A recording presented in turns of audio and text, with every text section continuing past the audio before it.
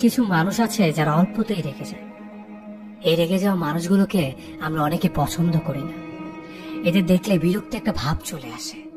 মনে মনে ভাবি, এদের মন বলতে কিছু নেই নাকি? অথচ আমরা জানি না যে এই রাগী মানুষগুলোই প্রকৃতপক্ষে ভালো মানুষ।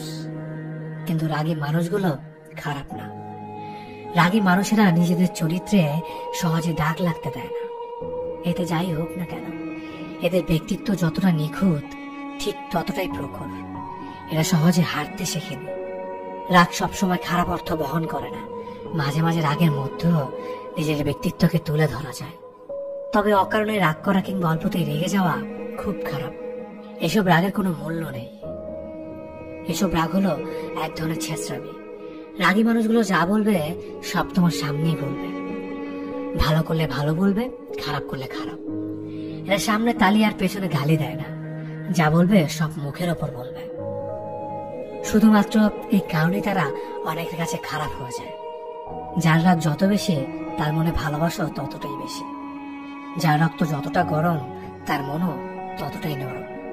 যে বেশি বকাঝকা করে, সে নীরবে ততটাই কাঁদে। যে তোমাকে যতটা কাঁদায়, সে তোমার হাসির জন্য ততটাই কারণ খুঁজতে থাকে। তাই রাগী মানুষদের আপন করতে শিখো। একবার আপন হয়ে গেলে তারা সহজেই পর করে দেয় না।